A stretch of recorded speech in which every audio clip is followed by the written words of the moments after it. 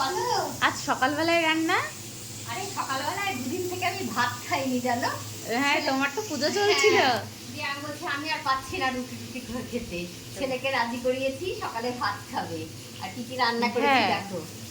এই যে পাতলা মসুরির ডাল করেছি, এটা আচ্ছা। ছেলেকে দিতে হবে। হুম আর এই দেখো আলু পেঁয়াজ ভাজা করেছি এখানটায়। হুম।